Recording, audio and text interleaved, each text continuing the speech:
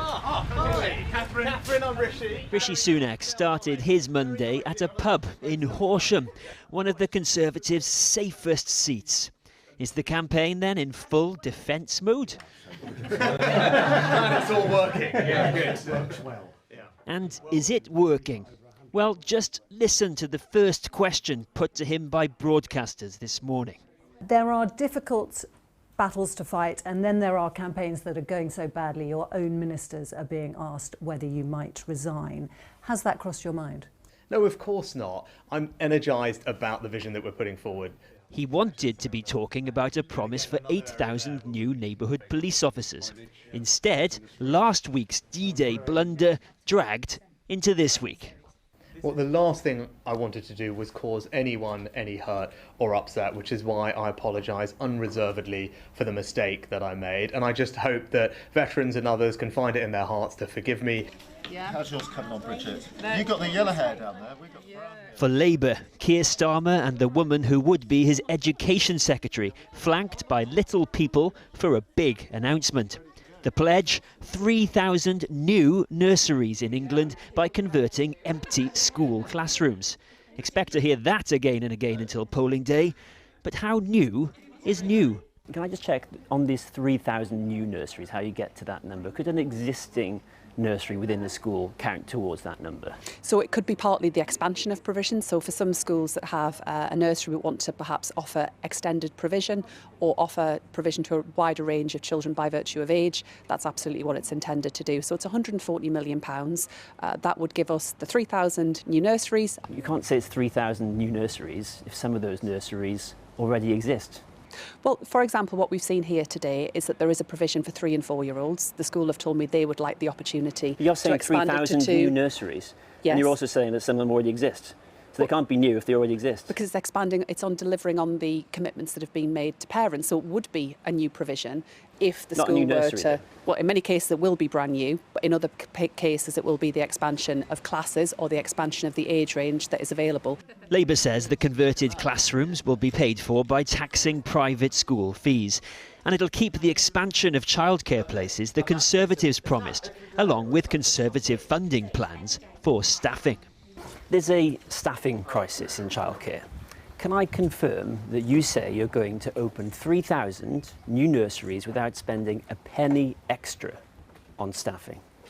The proposal, the plan we're putting on the table is 3,000 plus nurseries, 100,000 places, using our primary school infrastructure, so based in primary schools. This will be extremely good for children, those skills that they need in early years. Very good for parents and carers who want to get back into the labour market. We do need to deal with the staffing issue. That's within the government's costing. Reform UK were facing more vetting questions after axing 2 candidates challenged by this programme about accusations of racism last Friday. Because it's funny. Can't you see? It's got funny, it's got caricatures of Zulus there and everything. You don't think a lot of people would find that really quite offensive? Well, people in Miami didn't find it offensive, did they? It's a joke. Today they hoped to plug tax cuts, despite another candidate saying sorry for claiming Britain should have taken Hitler up on the offer of neutrality instead of fighting the Nazis. Do you know something? I think every party will suffer because it was a snap election. We had put in place, you put in place a big vetting programme, but we run out of time. Could time be running out for Rishi Sunak too? The manifesto is imminent and about as high stakes as it gets. Well, the Liberal Democrats launched their election manifesto, promising to make major investments in health, social care and public services. Party leader Sir Ed Davies said it would be funded by tax rises of almost £27 billion, with the burden falling on banks and the super rich. The Lib Dems also pledged to take the UK back into the European Union single market, but health and social care was Sir Ed's main focus, as our senior political correspondent Paul McNamara reports. Our paddleboarding, water sliding, blue wall destroyer-in-chief, leader of the Liberal Democrats. So what's next? Ed Davey. He's been the non-stop photo op machine, but 3 weeks in, it's time for the serious stuff. Manifesto launch. And the Lib Dem leader is clear what he wants to put front and centre of this election. We are putting forward a bold, ambitious and fully costed plan to tackle the health and care crisis from top to bottom. This is a manifesto to save the NHS. Focus on health and social care. A focus, in part, he said, inspired by his own childhood caring for his cancer-stricken mother, who he eventually lost when he was just 15. Over 114 pages, the Liberal Democrats lay out in their manifesto today how they would shape the nation. Key pledges include a free personal care plan in England, where people needing help with daily tasks get it for free, not means tested.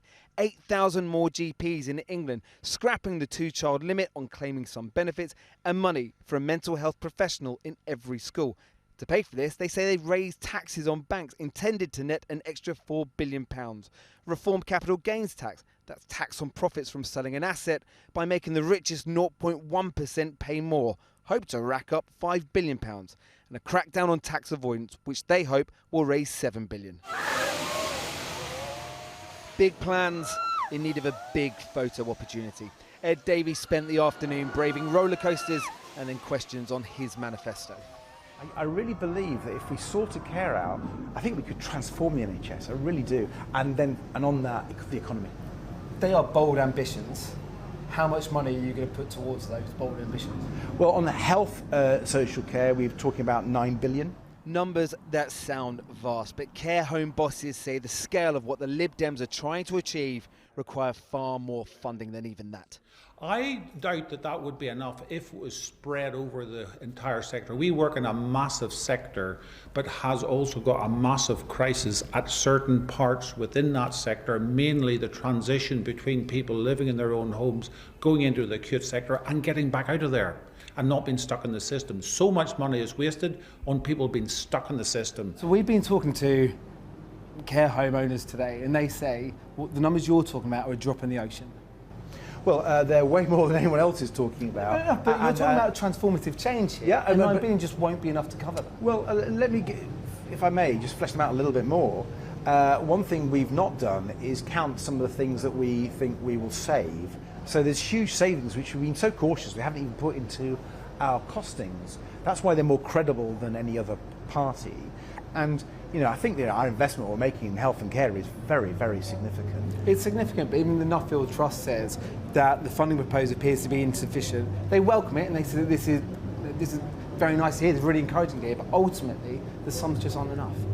Well, I think they're very, very large. One roller coaster Ed Davey has avoided, though, Brexit. Barely any mentions in the manifesto. Rejoining the EU is still the long-term plan, but a very long way in the future. Like many of their pledges, though, the power may not be what it means for the Lib Dems, but all others. I was very struck by one thing that you said at your launch. You said, quote, "Our manifesto is a challenge to the other parties on healthcare and tax." Isn't the truth, you don't really need this document to stack up? You're really here to shape what the other parties do. No, when you're a serious party, you're putting forward policies, for example, to rescue the NHS. And you want to make sure that they are credible. And if you find from now that some of the other parties do end up acquiring some ideas from your manifesto, would you take that as a win? Yeah. So the aim, some policies stolen by others, steal some constituencies in return. Well, ideas to raise money in tax without breaking pledges have also been in the news today. Sir Keir Starmer wouldn't deny that Labour was considering a hike in capital gains tax, while Reform UK reckons it could raise over £35 billion by scrapping the interest paid to banks by the Bank of England. Joining me now is Chris Giles, an economics commentator for the Financial Times, who suggested a version of that idea a few days ago in one of his columns. Now, you think Labour should maybe do this if they come to power. What is it? Well, at the moment, the way the Bank of England sets interest rates is it pays 5.25% on the money that's parked overnight at the Bank of England from the banks.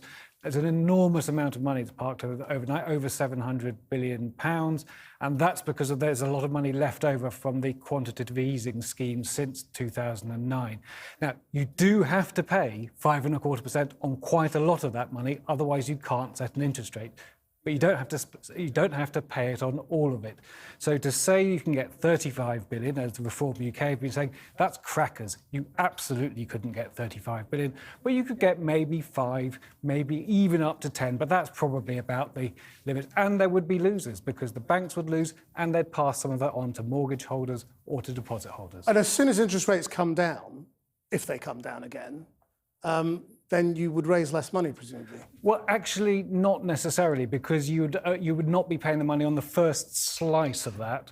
And as long as this quantitative easing is still out there, then that's a persistent So you think you could saving. bank on having that money as a sort of a steady stream? For 5 or 6 years or so. But you'd want the Bank of England to be absolutely sure they could set an interest rate and be comfortable with it. And so they would have to take that decision. Otherwise, you could get into a lot of trouble. So it's not something you can just say, well, hey, we've got all this money out there and we're going to spend it. Now, Labour have ruled out raising income tax, VAT and national insurance, but they haven't ruled out capital gains tax. So who would pay that? Well, people who were selling assets not held in ISAs or pensions. So if you had a second home, or you owned a lot of stocks and shares, or you sold a company, then those are the sorts of people. Small business owners. Could well be small business owners. So it's one of those things, again, you could get a little bit of money there. You wouldn't want to say it up front, because people would sell before you actually and it could be very do it. unpopular, couldn't it? And it could be unpopular. But also, the people who pay capital gains tax tend to be richer people. So it's not unfeasible you could get some money out there. But when you're trying to put taxes on the richest people, there's unfortunately not enough of them to ever think you're going to get lots of money that way. Where do you stand on the honesty of saying income tax isn't going up when you are raising more in income tax because of fiscal drag? It's not honest, is it? We know taxes have gone up a lot since 2019, and they are going up further. They're planned to go up further. Every single political party hasn't said they will start putting the income tax personal allowance up in line with inflation or earnings or anything else. So no party is being honest with the public about what's happening to taxes, because taxes are going up. Is there anything else they can do to sort of magic money up from, or change the borrowing rules? Or I mean, there is no magic money out there. What I suggested gets you some money, but there are losers. You've got to be absolutely clear about that. There's no magic money where you get money and no one loses. The best way to have a better set of public finances is to do everything you can to improve economic growth. That's not going to be quick, but the more you do, whether it's by reforming planning, making sure things get done, improving education, or whatever, that is the best way to have better public finances. Because that is the default answer from politicians when asked, well, are you going to cut or tax? And they say, well, we're going to grow the economy. How long does it take for growth to feed through into revenues? It can come through really quite quickly if you get it, but it's much harder to actually get the growth than to say you're going to get it. And all politicians are going to say they're going to get it, because that is the magic money tree, if you can get the economy to grow again. But we have to remember that under both parties, since the global financial crisis of 2008, 2009, the UK economy hasn't grown as fast as it used to grow. That's true in lots of other countries as well, so we're not particularly alone in that.